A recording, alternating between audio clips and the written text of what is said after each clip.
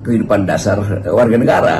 Jadi kalau misalnya pajak itu, akibat kenaikan pajak itu insentif baliknya adalah kemakmuran, adalah keadilan, ya mungkin orang akan menderita tapi tahu bahwa negara akan mengenakan pajak pada mereka yang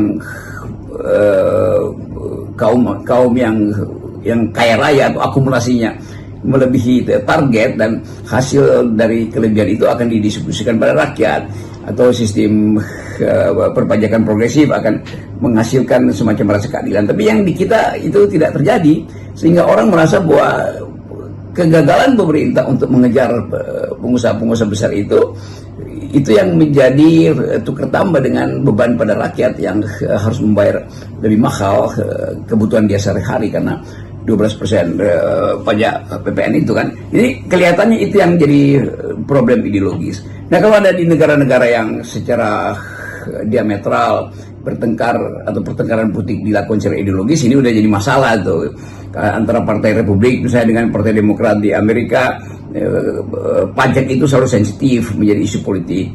Antara Partai Buruh dan Partai Konservatif di Inggris misalnya, pajak juga sensitif. Tapi di kita, karena tidak ada semacam posisi ideologi di antara partai-partai, maka tidak ada semacam konfrontasi ideologi untuk menentukan pajak ini berguna atau menghasilkan kemakmuran atau sebetulnya hanya membebani rakyat dalam bentuk pemerasan itu. Jadi kelihatannya itu yang mungkin kita harus juga melihat pajak ini di dalam skema konfrontasi ideologi itu, dan itu yang memungkinkan kita mengatur kebijakan berdasarkan keyakinan ideologis dari sebuah partai. Kalau partai yang berkuasa meyakini bahwa pajak itu akan membebani rakyat, maka partai yang beroposisi harus berpikir sebaliknya, bahwa pajak itu justru diperlukan untuk mendistribusikan keadilan. Jadi konfrontasi ideologi ini yang mesti juga kita jadikan semangat untuk memperbarui cara-cara kita berpolitik kan. Nah, partai politik di kita itu nggak ada ideologinya sebetulnya, sehingga nggak ada poin untuk bertengkar tentang pajak.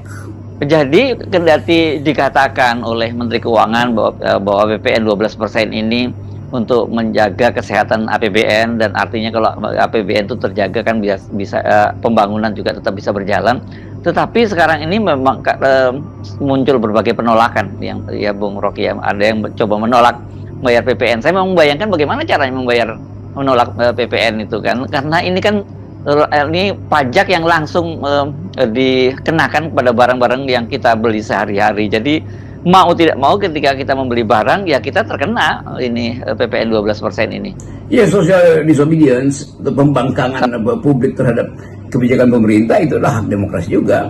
Kalau publik misalnya mulai mengkampanyekan untuk tidak membayar PPN itu dengan tidak mengkonsumsi, itu juga berbahaya bagi negara karena ekonomi tidak akan bertumbuh. Kalau gerakan anti PPN 12% ini berhasil diwujudkan, maka pemerintah juga akan kelabakan karena tidak ada yang bisa dibagi pada akhirnya, dan itu